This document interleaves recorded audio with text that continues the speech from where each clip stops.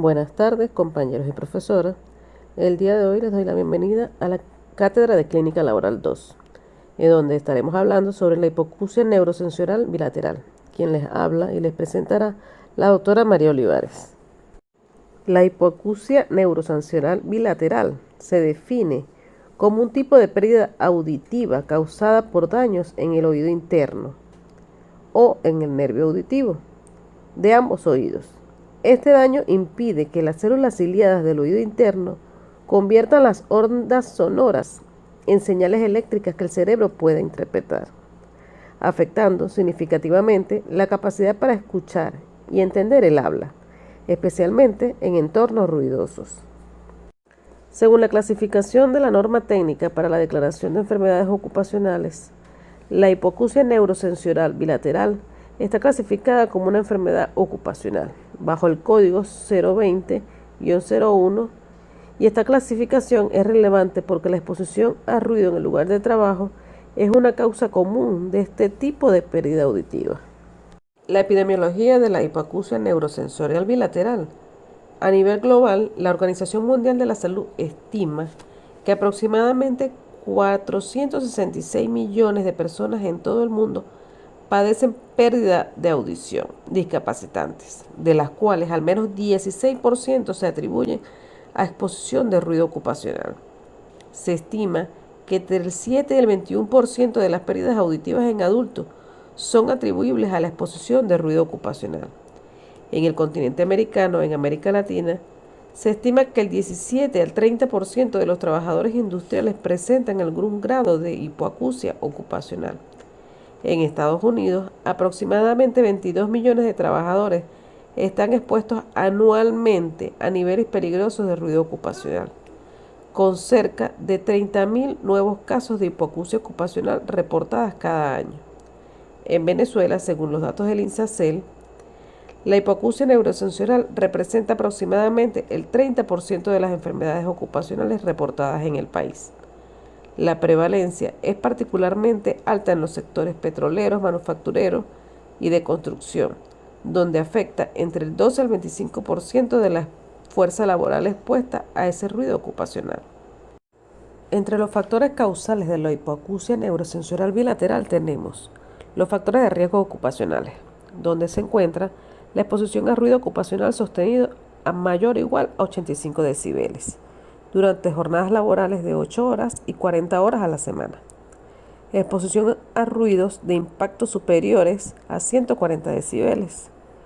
La duración acumulativa de la exposición. Esto se refiere a los años de trabajo en un ambiente ruidoso. Ausencia o uso inadecuado de protección auditiva. Entre los factores de riesgo secundario tenemos exposición a sustancias ototóxicas, donde tenemos solventes, metales pesados y gases asfixiantes. La vibración, los factores individuales como son la edad, enfermedades preexistentes y predisposición genética. Tenemos una exposición combinada a los ruidos y químicos ototóxicos que ellos potencian el daño a nivel auditivo. Entre las actividades que generan exposición a la hipoacusia neurosensorial tenemos la manufactura, la minería, construcción, metalúrgica, aeropuertos y aviación, generación eléctrica. Como bien la describe la clasificación de la norma técnica para la declaración de enfermedades ocupacionales, refiere que las actividades que más repercuten para este tipo de afección auditiva tenemos los labores en ambientes ruidosos y o con niveles por encima de los establecidos para ese ambiente de trabajo. Ejemplo, trabajo de la industria metalúrgica con percusión, abrasión, proyección, perforación de piezas metálicas, laminado, estiramiento, corte, cizallamiento de piezas metálicas, utilización de herramientas neumáticas como perforadores, martillos y taladros, operación de maquinaria textil de hilados y tejidos en motores de aviación, en especial reactores, empleo y destrucción de municiones y explosivos. Las manifestaciones clínicas de la hipoacusia neurosensorial bilateral se encuentran en etapas progresivas. Tenemos una etapa inicial donde existe una pérdida auditiva en frecuencias agudas, típicamente de 4000 hercios. Generalmente es asintomática y recuperable. Una etapa intermedia donde la profundización de la pérdida de los 4000 hercios y extensión a frecuencias adyacentes y presenta síntomas como dificultad para entender conversaciones en ambientes ruidosos, tinnitus intermitentes. En la etapa avanzada tenemos una pérdida auditiva permanente que afecta a las conversaciones diarias. Tenemos distorsión de sonidos, tinnitus son permanentes y la dificultad para la discriminación del habla. Y en otros casos tenemos hiperacusia. Y poseemos otras manifestaciones psicológicas como son la irritabilidad, un aislamiento social, depresión, disminución de la calidad de vida y problemas para la comunicación laboral y familiar.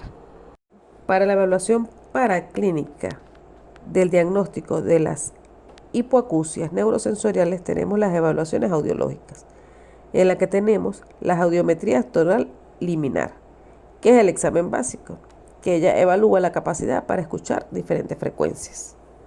La logoaudiometría, que mide la capacidad para entender el habla, también es llamada audiometría vocal, de evidente interés en la valoración social de la hipoacusia.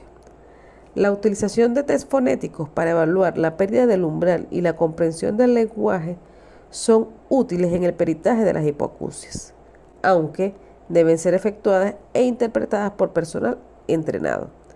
Entre otras de las evaluaciones tenemos la impedanciometría, que es la positividad de reflejo acústico o de las potenciales evocados auditivos del tronco cerebral.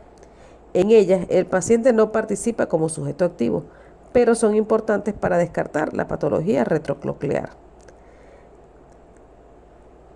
A continuación, hablaré sobre el algoritmo de plan de acción en caso de un posible caso de hipoacusia neurosensorial.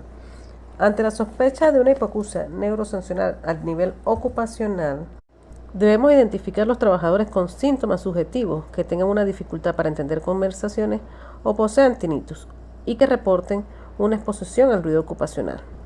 Para esto debemos hacer una exhaustiva revisión en la historia clínica ocupacional completa, el cual debe incluir lo que son los antecedentes laborales detallados con énfasis a exposiciones a ruidos, la duración y los niveles de exposición a los que estuvieron expuestos, el uso de la protección auditiva, la exposición a agentes ototóxicos y si poseen alguna alteración personal relevante.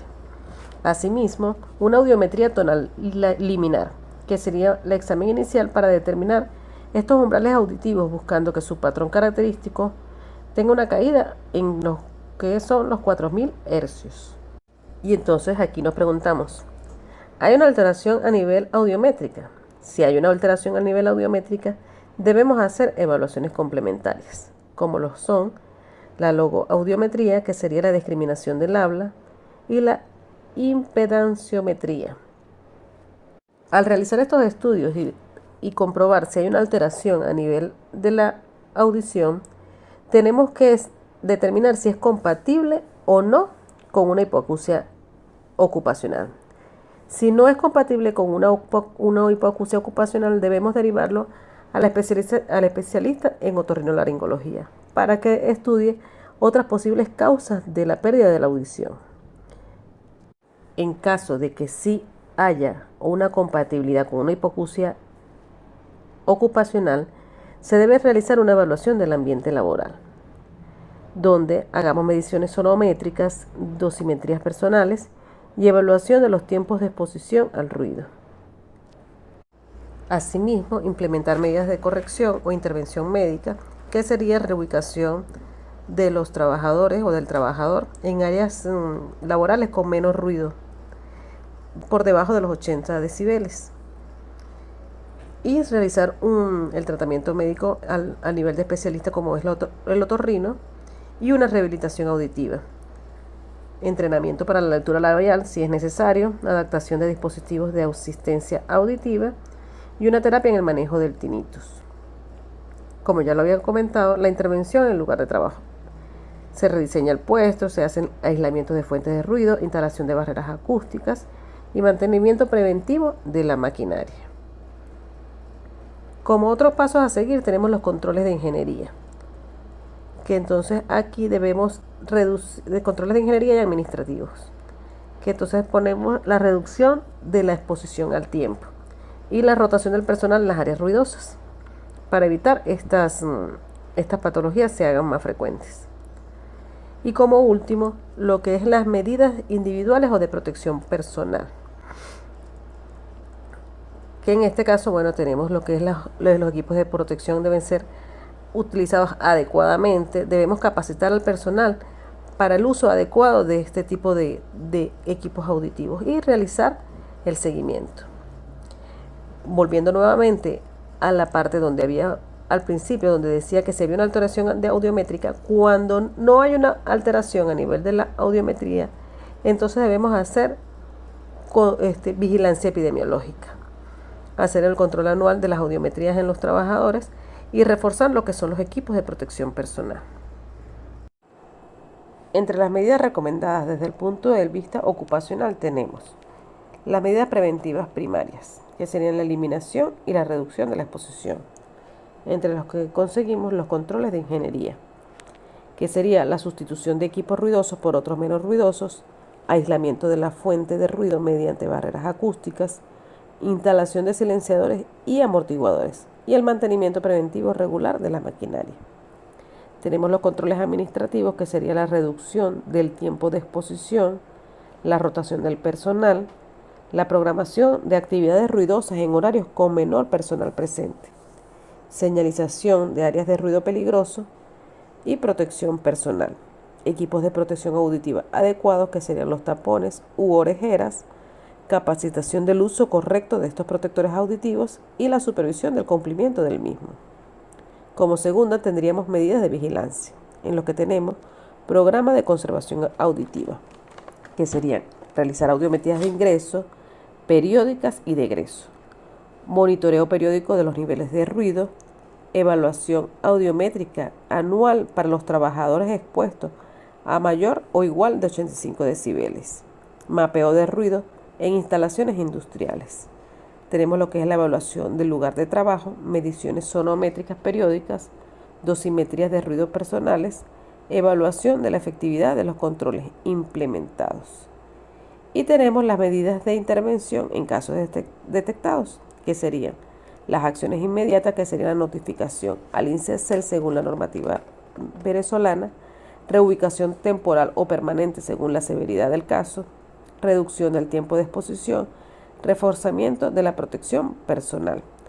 Las acciones médicas sería la referencia a especialistas en otorrinolaringología, valoración de la amplificación auditiva, el uso de audífonos si es necesario, rehabilitación auditiva y entrenamiento en lectura labial, evaluación psicológica para el manejo del impacto emocional. Y tenemos las acciones educativas, que serían programas de capacitación sobre los riesgos auditivos, entrenamiento sobre el uso correcto de los protectores auditivos y la señalización sobre la irreversibilidad del daño. Y para concluir tenemos una frase que dice de Hipócrates: las enfermedades no nos llegan de la nada, se desarrollan a partir de pequeños pecados diarios contra la naturaleza. Cuando se hayan acumulado suficientes pecados, las enfermedades aparecerán de repente. Gracias por su atención.